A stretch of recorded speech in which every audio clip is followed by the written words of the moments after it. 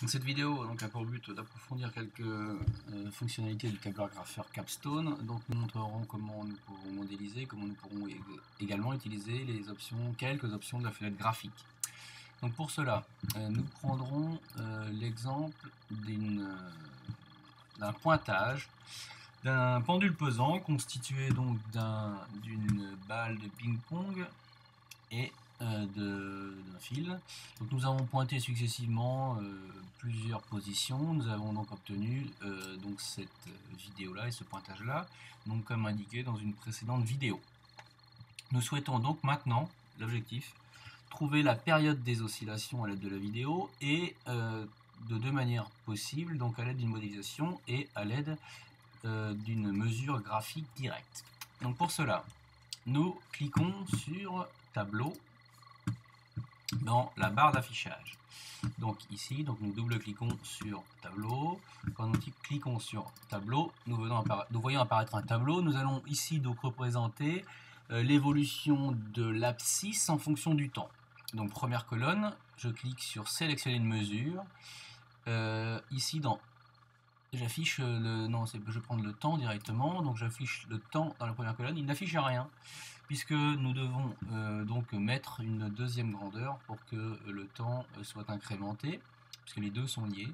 Donc nous cliquons sur sélectionner une mesure dans la deuxième colonne, et donc ici dans l'objet 1, puisque nous avons créé donc un seul objet, un seul pointage, dans lequel il y a donc des coordonnées x, y, il calcule automatiquement vx, vy, ax, ay.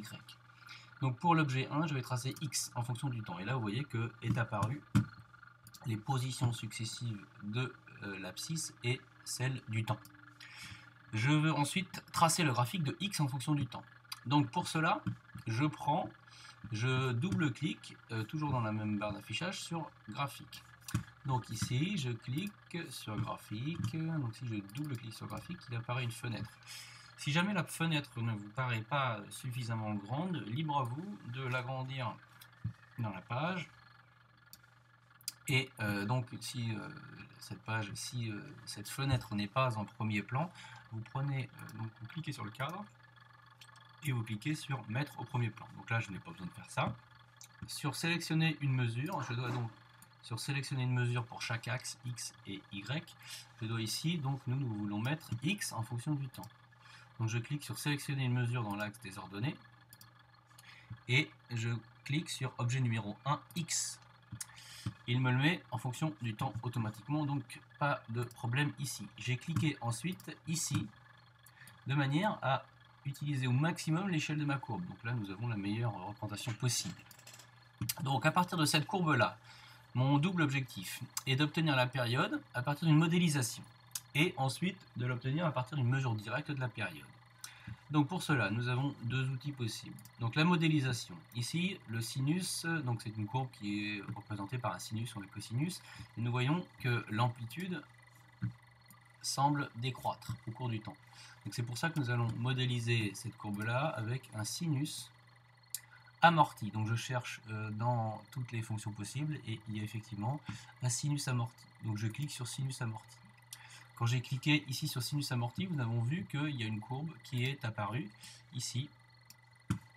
Donc c'est la courbe qui est entrée plein ici. Donc la modélisation semble relativement fidèle aux points expérimentaux. Nous avons ici donc la formule utilisée pour la modélisation, donc A fois exponentielle de moins bt fois sinus oméga t plus phi plus c, avec les paramètres qui permettent ici de retranscrire donc la modélisation affichée. Et ici, oméga étant la pulsation en radians par seconde, permettrait de remonter à la fréquence et ensuite à la période. Cette modélisation prend en compte tous les points de la fenêtre graphique. Si vous désirez ne faire une modélisation que sur une partie de la courbe, il faut donc utiliser cet outil-là. Donc cet outil-là, vous allez voir que quand je vais me mettre dessus, il m'affiche et il indique. Donc là c'est mettre en surbrillance une plage de points dans les données actives. Donc ça veut dire qu'en gros, par défaut il m'a mis cette fenêtre ici.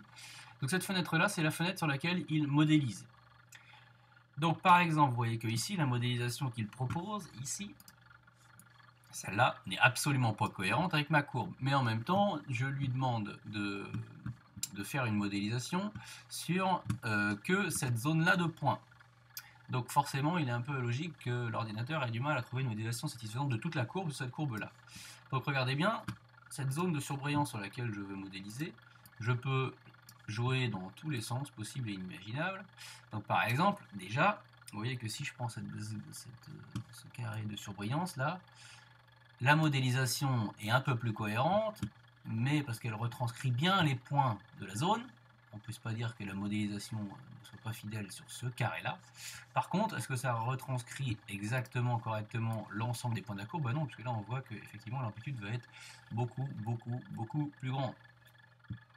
Et donc, dans ce cas-là, regardez bien ce qui va se passer maintenant quand je vais faire évoluer la taille en fonction de la taille de la zone de surbrillance, donc c'est-à-dire la taille de tout ce que je veux modéliser.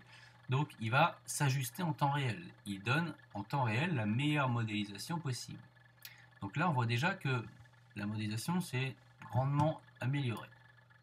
Ensuite, vous pouvez, regardez bien, je peux translater cette fenêtre et on voit que les paramètres de l'acquisition évoluent en fonction du temps, en fonction en temps réel avec ma modélisation. Et bien sûr, si je prends toute la surbrillance de toute la fenêtre, ça revient à faire ce qu'il avait fait au tout début. Donc les points en surbrillance qui sont pris en compte dans la modélisation sont ici en jaune. Vous voyez bien que vous avez la valeur qui était semblable à celle que nous avions précédemment.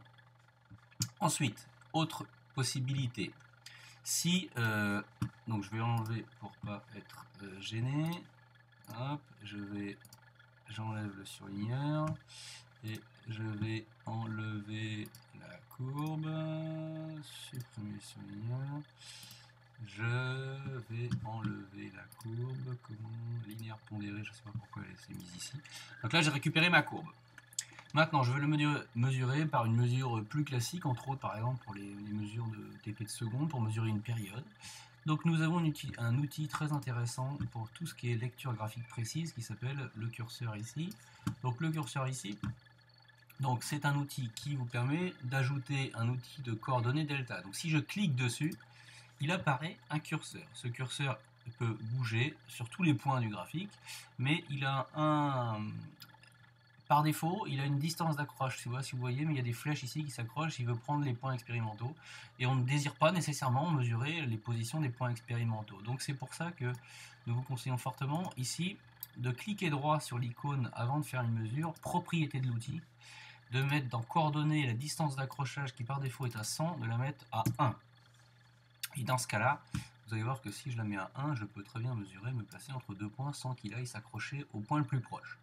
Donc ici par exemple, ce point de l'écran a donc une abscisse de 0,419 secondes et une ordonnée de 0,08 mètres, ce qui est cohérent avec les pointillés qui nous sont donnés. Donc si par exemple je souhaite mesurer la période, je vais par exemple pouvoir me mettre ici comme premier point et la période sera ici donnée, ou plutôt la pseudo-période ici parce que l'amplitude diminue, ici. Donc je veux en fait mettre un curseur là et un curseur là.